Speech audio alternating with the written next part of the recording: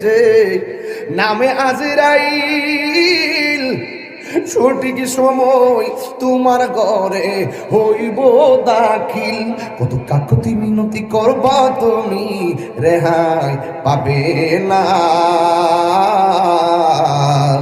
আজরাইলা শিলে কারো কুফিয়ত চলবে না রে মানুষ, কুফিয়ত চলবে না। তোবা নামক গাছটি আছে, পাতায় পাতায় লেখা আছে মানুষের হায়াত। সেই পাতা জড়িয়া পড়লে মতের নিশানা। আজরাইলা শিলে কারো কফিয়ত চলবে না রে মানুষ, কফিয়ত চলবে না। মরণেরই কথা মানুষ স্মরণ করুনা। আজরাইলা শিলে কারো কফিয়ত চলবে না রে মানুষ, কফিয়ত চলবে না। ও বন্ধুরি, ও বৈরবের বন্ধুরা, ও পঞ্চবটির বাবা, গুড়াকান্দার বাবা, বৈরবপুর বাজারের বন্ধুরা, যত জায়গা থেকে আপনারা এসেছেন লক্ষ্মীপুরের বাবা, শুনে যান। আল্লাহর বিধান মতো না চললে আপনার অবস্থা কবে ভয়াবহ।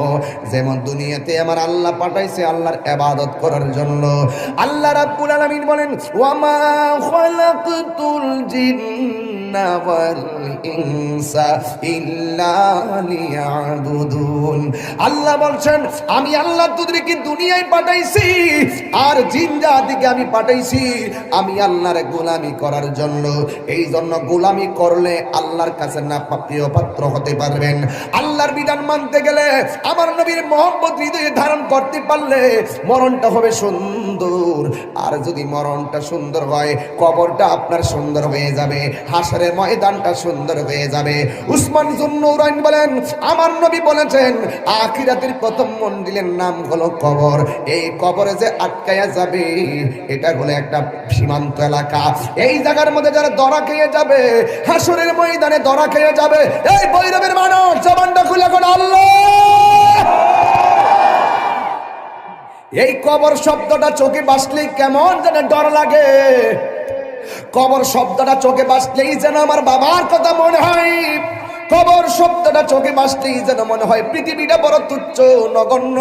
হায়রে দুনিয়ার জন্য আমি পাগল হয়ে গেলাম। এই জন্য যুবক আমার, আজকের ওয়াজ থেকে আপনারা চিরতরে